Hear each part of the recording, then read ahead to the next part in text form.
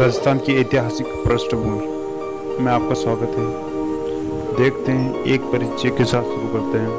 राजस्थान का इतिहास हमारे गौरवमय धरोहर है, जिसमें विविधता के साथ साथ निरंतरता भी है और परंपराओं और बहुरंगी संस्कृति विशेषताओं के से ओतप्रोत राजस्थान एक ऐसा प्रदेश है जहाँ मिट्टी का कण कण यहाँ के रणबांकुरों की विजय गाथा बयान करता है। और यहाँ के शासकों ने अपनी मातृभूमि की रक्षा के लिए अपनी खुशी से अपने प्राणों की आहुति दी है।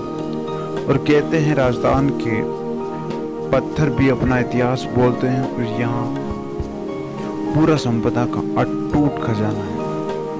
और कहीं पर प्रागैतिहासिक शैल चित्रों की छटा मिलती है तो कहीं पर प्राचीन संस्कृतियों के प्रमाण भी मिलते हैं। कहीं पर प्रस्तर प्रतिमाओं का शैल्पिक प्रतिमा तो कहीं पर शिलालेखों के रूप में पाषाणों पर उत्कीर्ण राजस्थान का इतिहास मिलता है। और कहीं समय का ऐतिहासिक बखान करते हमारी प्राचीन सिक्के जो कहीं वास्तुकला के उत्कृष्ट प्रतीक है।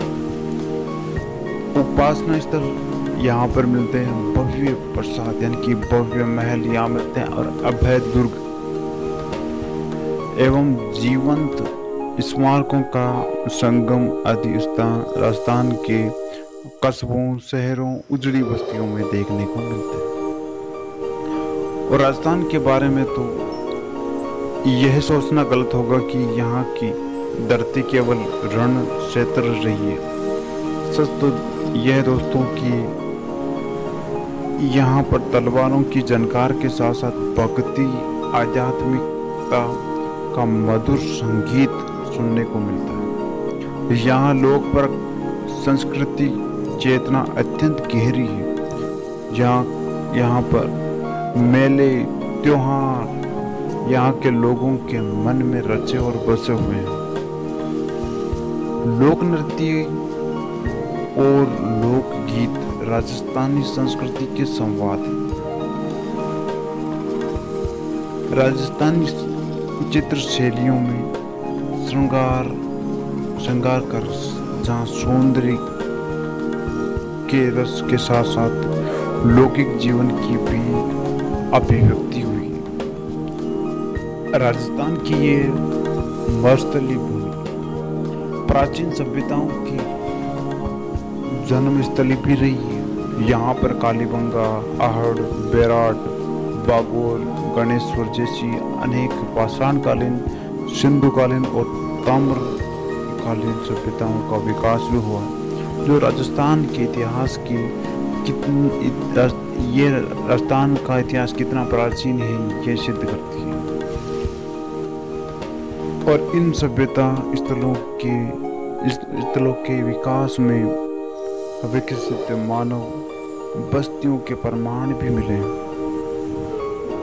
यहाँ पर भीलवाड़ा में स्थित बागोर जैसे स्थल मध्य पाषाणकालीन और नव पाषाणकालीन इतिहास की उपस्थिति भी प्रस्तुत करते हैं। और यहाँ पर कालीबंगा जो कि हनुमानगढ़ में है जैसे विकसित सिंधुकालीन स्थल का विकास यहीं पर और यहीं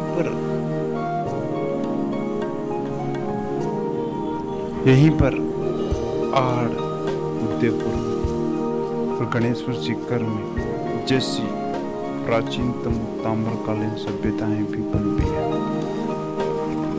राजस्थान में हम जब आर्य की बात करें तो मरुद्रा की इस सरस्वती यानी कि प्राचीन नाम सरस्वती है जो अभी गग्गर है, और दृश्य द्वितीय जैसी नदियां आर्यों की प्राचीन बस्तियों की शरण स्थली रही है। और ऐसा माना जाता है कि यहीं से आर्य बस्तियां कालांतर में दो आब आदि स्थानों की ओर बढ़ी। इंद्र और सोम की यहाँ पर पूजा अर्चना में मंत्रों की रचना हुई और यज्ञ की महत्ता की स्वीकृति भी यहीं और जीवन मुक्ति का ज्ञान आर्यों को संभवतः इन्हीं नदियों घाटियों में निवास करते हुए मिला था। यहाँ पर महाभारत तथा पौराणिक गाथाओं से प्रतीत होता है कि जंगल, बीकानेर और मरुकांता, मारवाड़ आदि भागों से बलराम और कृष्ण गुजरे थे, जो आर्यों की यादव शाखा से संबंधित थे।